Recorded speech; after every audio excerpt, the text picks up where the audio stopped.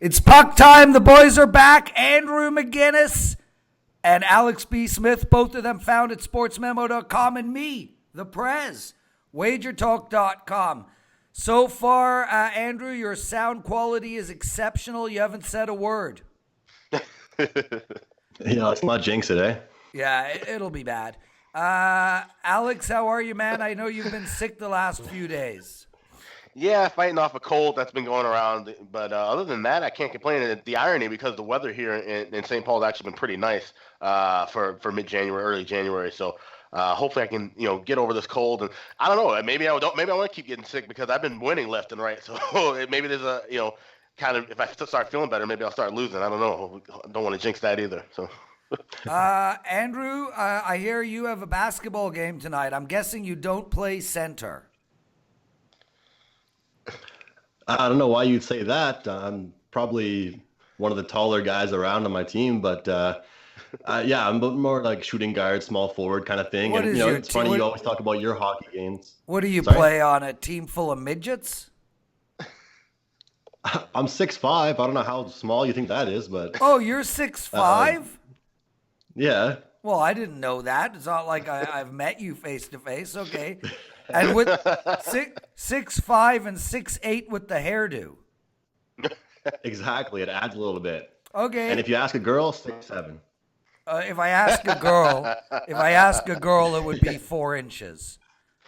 Yeah, okay. Wow. I should have saw that one coming. Well, you set it up nicely, dude.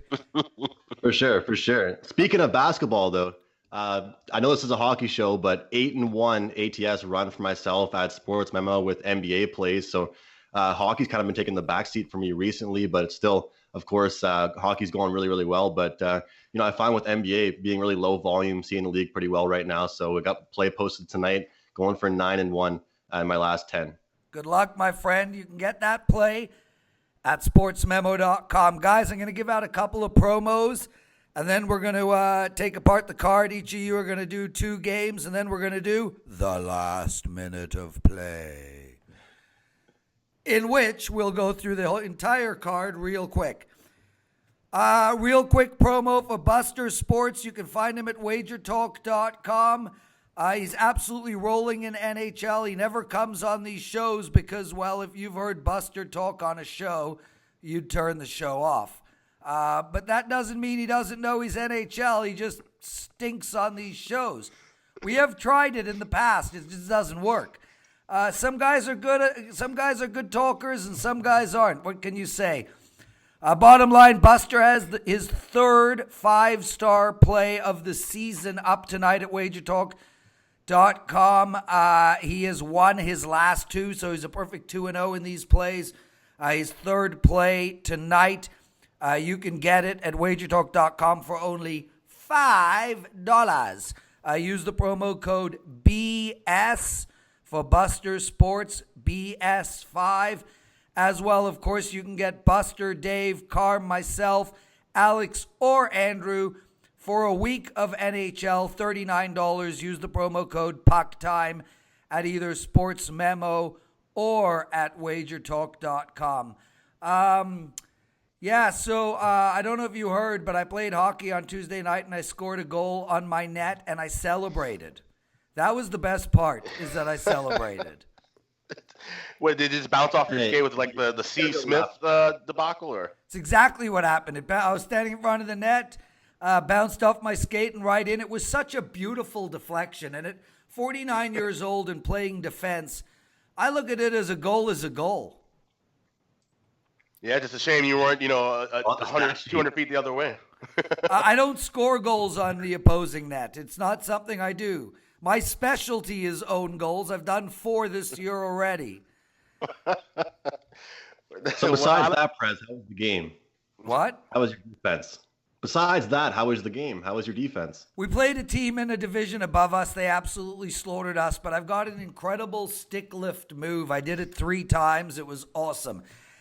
And the reason that I rely on the stick lift move is because they get around me. So I play on the right side, right? Like right defense. Yeah. And I push them to get around me on the boards. So I turn and spin and lift. It's all I got, guys. It's literally all I got. All right, well, work with what you got then, I guess.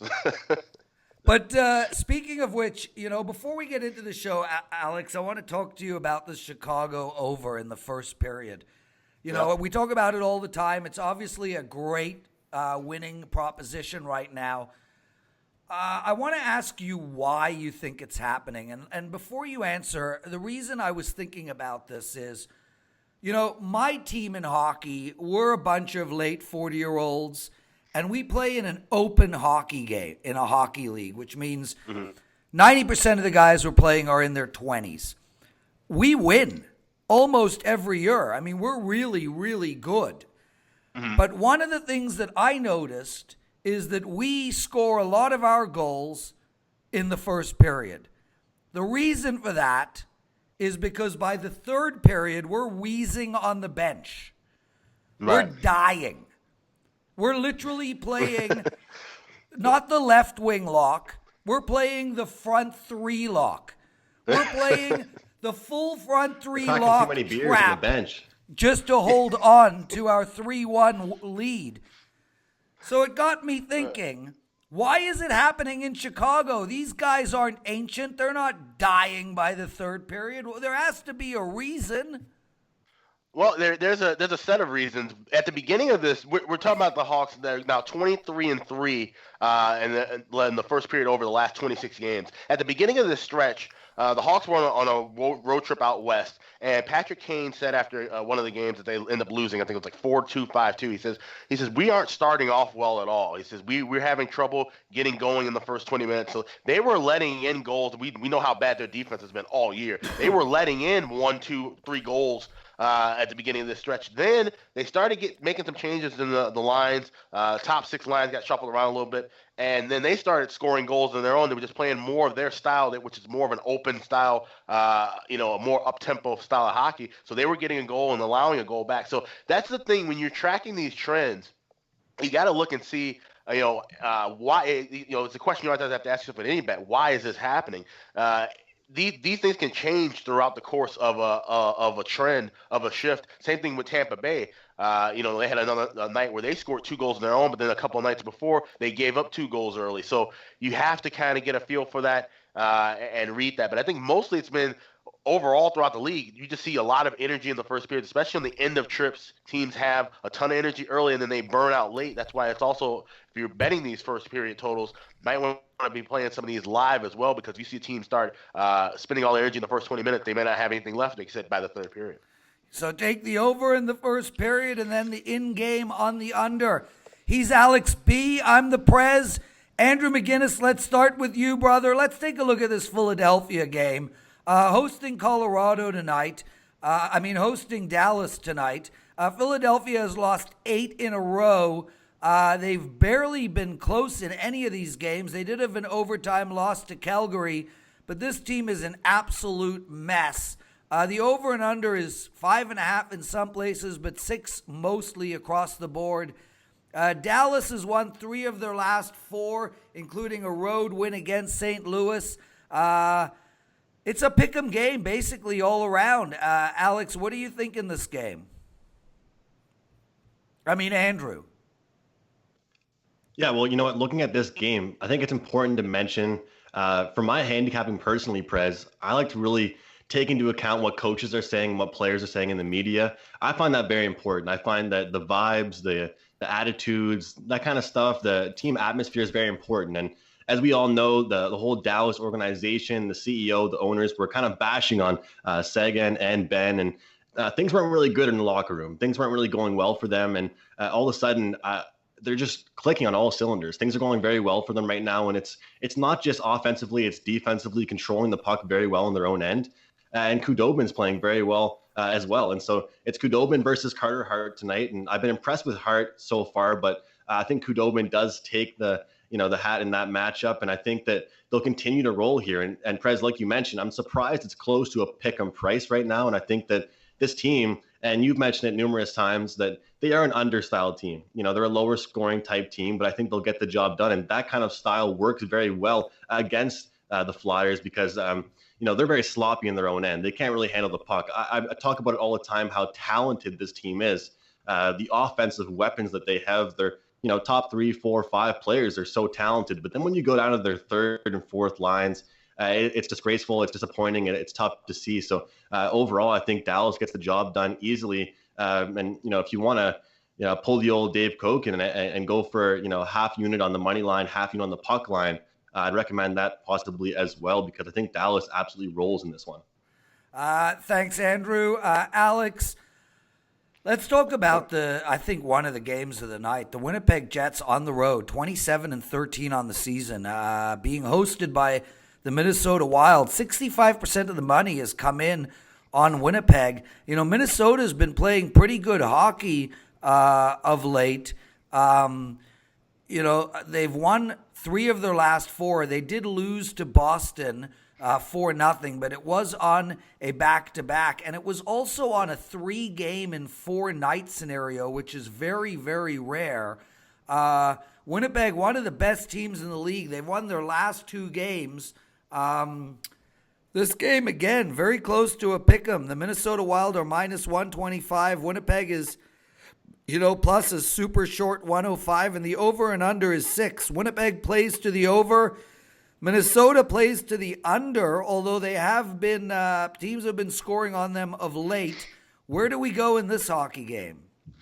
I'm looking at the Winnipeg Jets here. This is a team that has been playing much better hockey on the road, where you look at the Wild finally getting some wins on the road. You mentioned 3-1 in their last 4 games, but now they're coming back home. And this is a spot I like to play quite frequently, playing a team that's coming home after a long road trip. One thing to also mention, too, is Alex Stalock that was in net for Minnesota in that last game. So it'll be back to Devin Dubnyk, whose track record's kind of just around average against this Winnipeg team. But like I mentioned, the Jets, they've won 8 of their last 10 on the road. And they've also won 8 of the last 12 meetings against the Wild here.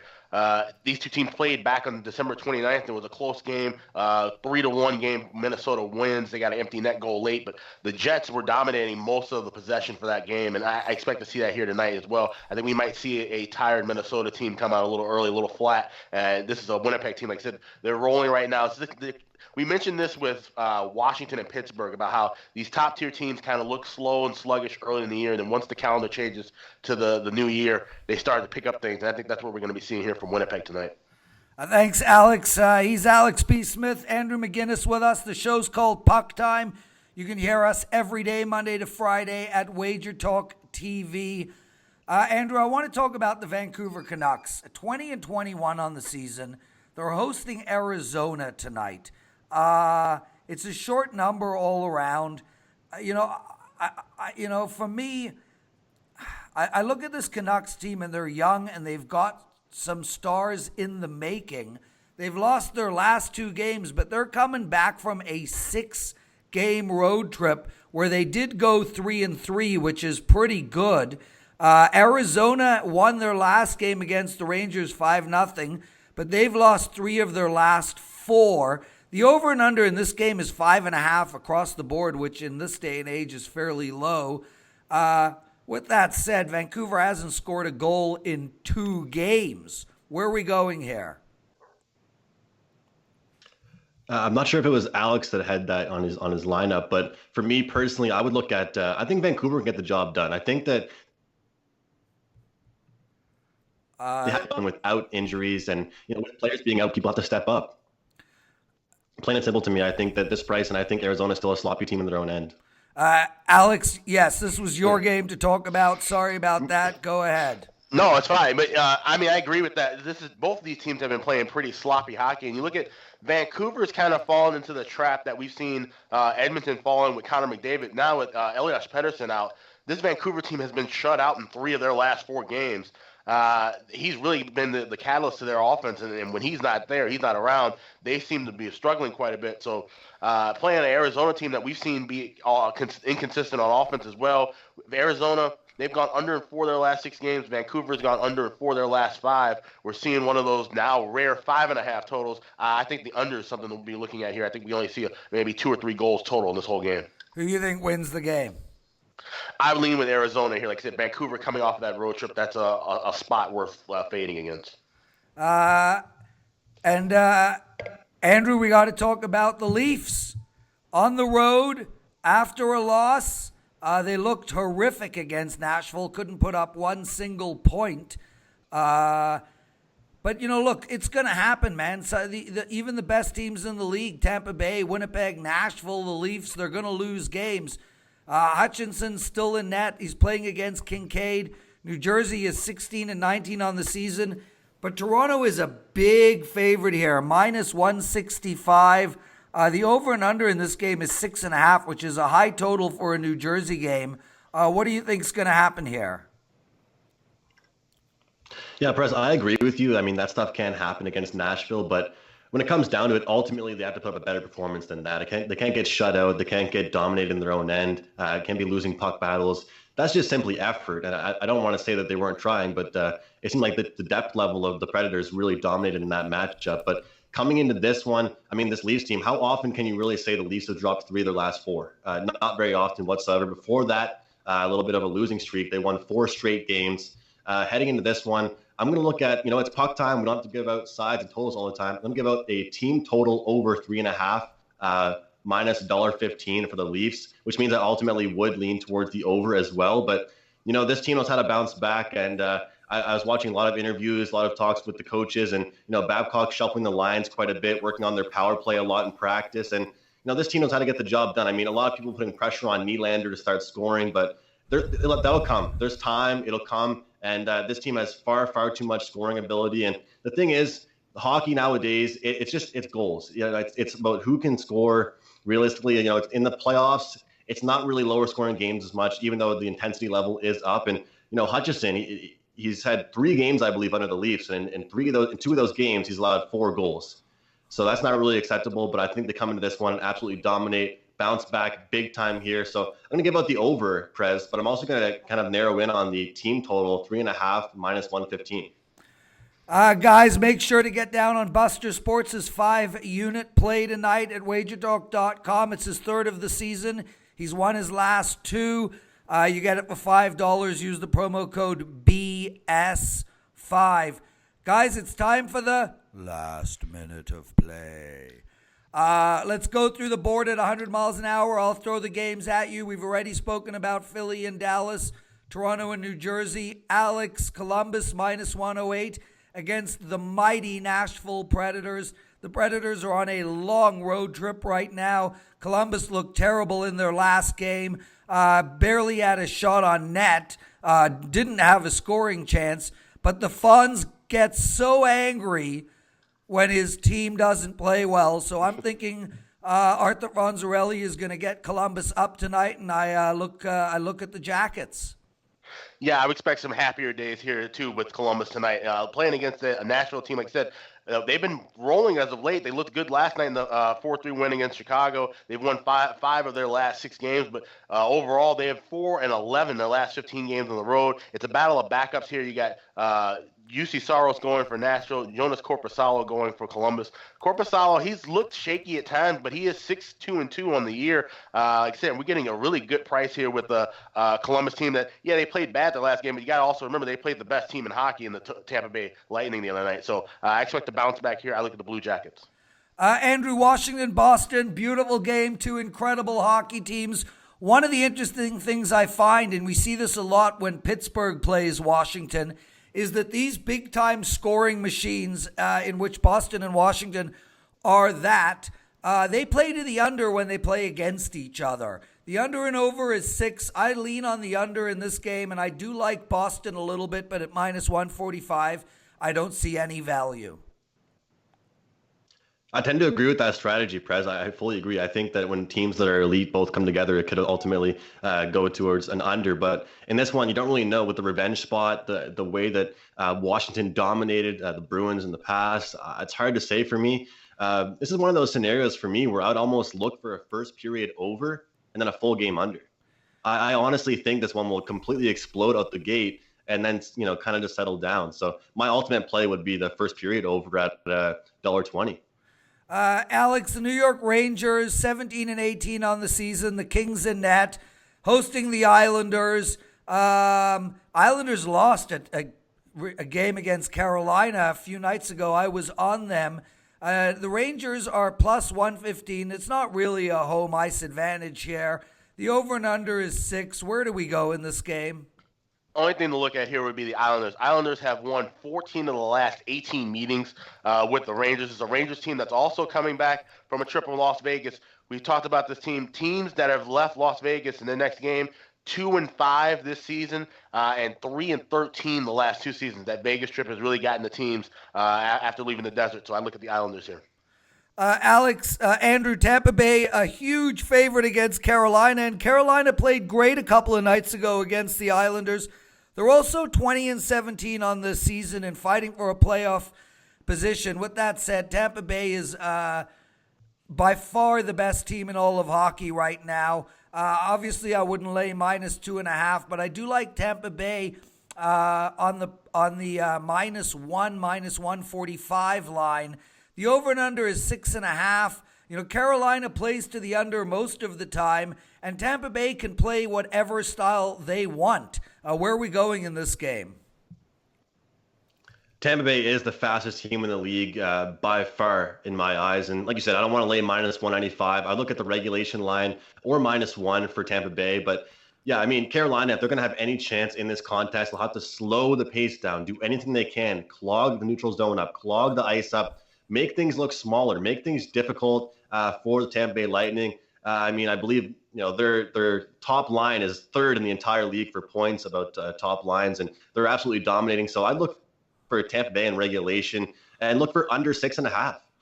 For me, Tampa Bay would have to absolutely dominate this total for it to go way up and over. I think 6.5 is not right, in my opinion. It shouldn't be 6.5. And I think, Carolina has any chance, they better kind of dominate this game defensively. So I'd say my more favorable pick would be the under 6.5 in this one. I also like under the total for Carolina as well. I don't think they score more than 2. We talked about Winnipeg and Minnesota. So, Alex, let's talk about the Habs. Plus 120 on the road against St. Louis. We've talked about St. Louis all the time, a much better team than their record, but I guess they are who they are. Minus 130, the over and under is 6. Both of these teams are playing to the under. Montreal medium, but St. Louis for sure. What do we do in this game? Obviously, I would pass it, but obviously, if I had to play something here, I would go with Montreal. We got St. Louis running with Jordan Bennington in net again. His first career start was a shutout, albeit it was against the Philadelphia Flyers team that really just didn't put up any kind of effort or resistance against them. But like I said, with Montreal, we've seen them play in some tough battles. Like I said, won 3 of their last 5. I think the Habs get it done on the road tonight. Andrew, Vancouver, Arizona.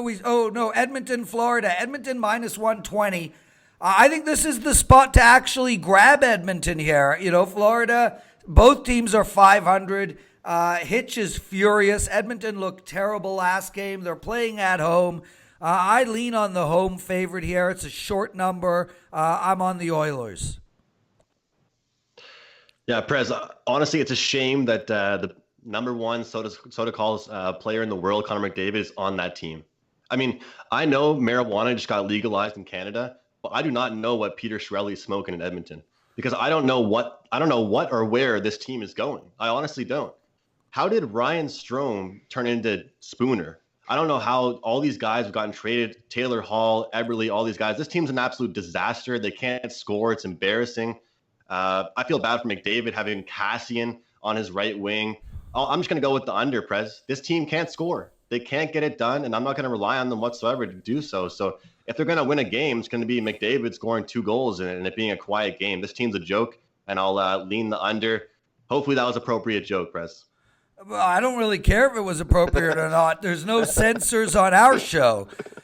Alex, the Vegas Knights, right there with Tampa Bay is one of the fastest teams in hockey. They dominate San Jose. They beat San Jose at home 6-0 or 5-0. I was at the game. San Jose just struggles with these speedy teams, but San Jose is rolling right now. The Knights, I think, have won 8 in a row. This is going to be a fun game and a big and important game because there are only two wins separating them. I think San Jose is going to bring it, but I just feel like they won't be able to keep up with the Knights. I like under the total of 6, and I like the favorite here. I'm leaning with the favorite here, but I'm actually looking at this game to go over the total. We've seen San Jose go over in 5 of the last 6, and we've seen when these two teams meet up, 5 of the last 7 meetings go over the total. Another thing I would be looking at here, I'd be playing this game to go into overtime. So on the regulation line of the draw at plus 285. Like I said, these teams are going to be tit for tat. Even though San Jose is a slower skating team, they are an efficient shooting team, and that's why we've seen them win games time and time again. Vegas they can outskate them, but if they're going to be able to get quality chances and quality shots, that's what counts here. I think we could see this be a 2-2 or 3-3 game, and might see whoever wins this will be in overtime.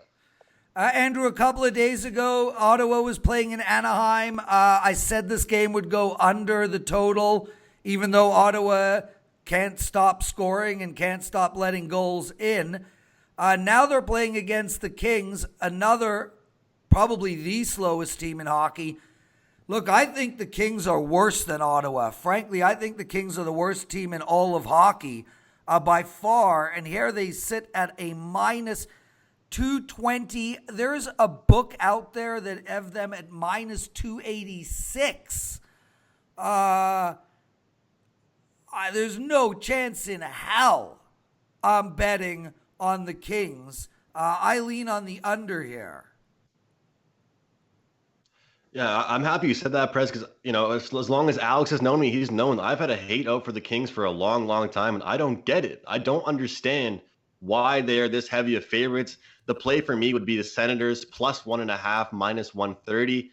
If the Sens lose games, they at least hang around. They at least stick into them. They play a full 60 minutes of hockey. They score plenty of goals in the third period, and they're a team that can surprise you. Any given night, anyone can score in that team, and you watch every single night, them, the analysts will say, we thought this team would be a bottom feeder team, but yet every night they're competing with top tier teams like Pittsburgh, like Winnipeg. They're competing. So I think that in this one, a minus 200 favorite in LA is an absolute joke. And I think they'll compete with them. And again, they're a slow team, and Ottawa sure isn't. So I wouldn't be surprised if they didn't win this game outright. He's Andrew McInnis, Alex B. Smith. I'm the Prez. That's Puck Time. What an outstanding show. Both of you guys back tomorrow. We'll speak to you then. Have fun tonight at basketball, Andrew. Alex, enjoy doing nothing, drinking Coke, feeling better. Thanks. And I've got a chess tournament to play in.